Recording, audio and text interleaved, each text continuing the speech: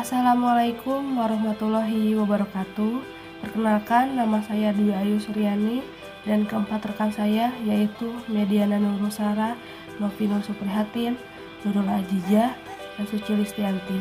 Kami dari kelompok 6 akan memaparkan materi mengenai persekutuan likuidasi. Yang pertama ada pengertian persekutuan likuidasi.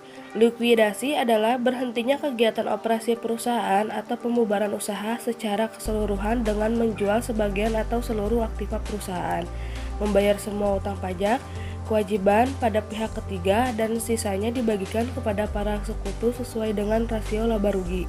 Selanjutnya, tujuan. Yang pertama, mengkonversi aktiva perusahaan menjadi uang tunai dengan kerugian minimum dari realisasi aktiva. Yang kedua, untuk menyelesaikan kewajiban yang sah dari persekutuan. Yang ketiga, untuk membagikan uang tunai dan aktiva lain yang tidak dapat dicairkan kepada masing-masing sekutu dengan cara yang adil. Dan yang keempat, tujuan fungsi akuntansi yang terkait dengan likuidasi adalah untuk menyajikan informasi yang memadai agar aktiva dapat dibagikan secara adil kepada kreditor dan sekutu dengan memperhatikan perundang-undangan yang berlaku. Dengan demikian, terjadi pergeseran dari pengukuran rugi laba periodik menjadi penentuan realisasi keuntungan dan kerugian. Prosedur likuidasi. Yang pertama, semua buku besar persekutuan disesuaikan dan ditutup. Kemudian, laba atau rugi penyesuaian dipindahkan ke modal para sekutu berdasarkan rasio laba atau rugi.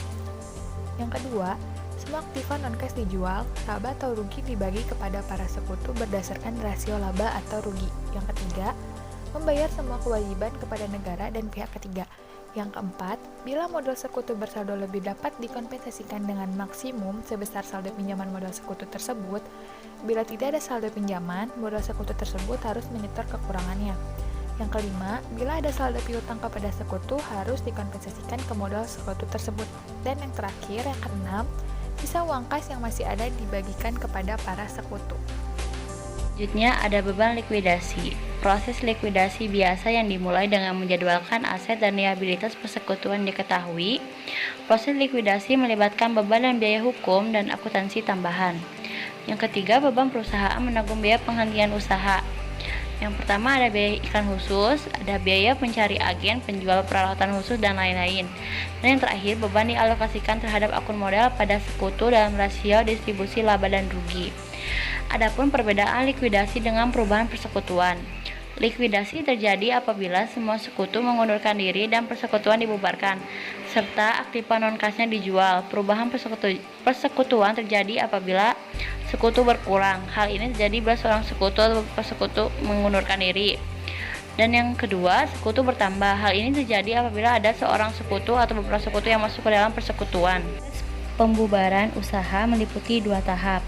Tahap pertama, proses realisasi. Proses mengubah harta kekayaan yang ada menjadi uang tunai atau cash.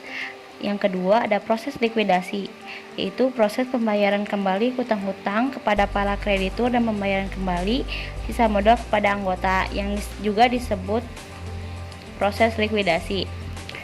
Selanjutnya, penyebab utama pembubaran. Yang pertama, seorang sekutu baru diterima atau seorang sekutu mengundurkan diri.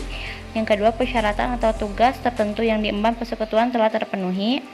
Yang ketiga, seluruh sekutu bersepakat untuk membubarkan persekutuan. Yang keempat, persekutuan atau seorang sekutu individu mengalami kebangkrutan. Dan yang terakhir, adanya keputusan pengadilan. Likuidasi dalam arti luas. Yang pertama ada proses realisasi. 1. Kerugian dalam realisasi aktiva lain-lain dibebankan kepada rekening modal masing-masing dengan jumlah yang masih cukup ditutup oleh saldo modal. Yang kedua, pembebanan kerugian melampaui saldo rekening modal beberapa anggota sehingga harus ditutup dengan saldo piutangnya kepada persekutuan. Yang ketiga, kerugian realisasi aktiva lain-lain mengakibatkan defisitnya rekening modal seorang anggota. Yang keempat, kerugian realisasi yang mengakibatkan defisitnya rekening modal beberapa orang anggota. Yang kelima, berakibat kekurangan uang tunai untuk membayar para kreditur. Selanjutnya ada proses likuidasi. Yang ke-1, likuidasi bertahap. Proses likuidasi dilakukan secara bertahap dalam beberapa pembayaran. Proses pencairan aset dari persekutuan dilakukan lebih dari satu kali dengan presentase tertentu di setiap pembayarannya. Hal ini sering disebabkan oleh dibutuhkannya waktu yang tidak singkat untuk mencairkan aset, sehingga memungkinkan untuk dilakukan secara bertahap. Yang kedua, likuidasi langsung atau sederhana. Proses likuidasi ini dilakukan secara tunai sekaligus. Yang ketiga, proses dilakukan pembagian kas kepada sekutu hanya dilakukan sekali setelah aktiva non-kas berhasil direalisasi dan semua hutang dilunasi. Yang keempat, kas yang dibagi kepada sekutu sesuai dengan saldo modal bersih. Yang terakhir, laba atau rugi realisasi ditanggung sekutu sesuai dengan presentase kepemilikan. Lalu modal bersih sekutu ada 5 kemungkinan. Yang pertama, semua sekutu modalnya bersaldo positif. Yang kedua, ada sekutu yang saldo modalnya negatif. Yang ketiga, ada sekutu yang saldo modalnya negatif dan tidak dapat ditutup. Yang keempat, ada sekutu yang harus menyetor modal dalam keadaan tidak mampu. Yang terakhir, ada kas yang tersedia tidak cukup untuk melunasi utang kepada pihak ketiga. Yang terakhir materinya yaitu prosedur perhitungan pembagian kas. Terbagi menjadi 7 poin. Yang pertama, prosedur yang harus dilakukan dalam perhitungan pembagian kas. Yang kedua, mencatat realisasi aktiva non-kas yang berhasil dijual.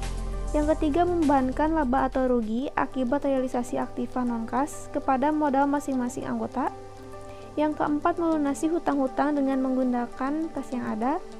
Yang kelima, apabila ada sebagian aktiva non-kas yang belum berhasil dijual, maka dianggap suatu kerugian dan membebankan kerugian tersebut kepada para anggota. Yang keenam, apabila ada biaya likuidasi yang timbul, biaya tersebut dibebankan kepada para anggota sesuai dengan perbandingan pembagian laba rugi. Yang ketujuh, pembagian kas yang ada sebagai pengembalian modal kepada anggota-anggota yang mempunyai rekening modal bersaldo kredit atau tidak defisit. Terima kasih atas perhatiannya. Mohon maaf atas kesalahannya dan atas kelebihan ataupun kekurangannya. Semoga materi yang kami sampaikan ini bermanfaat untuk kita semua yang menyimaknya. Wassalamualaikum warahmatullahi wabarakatuh.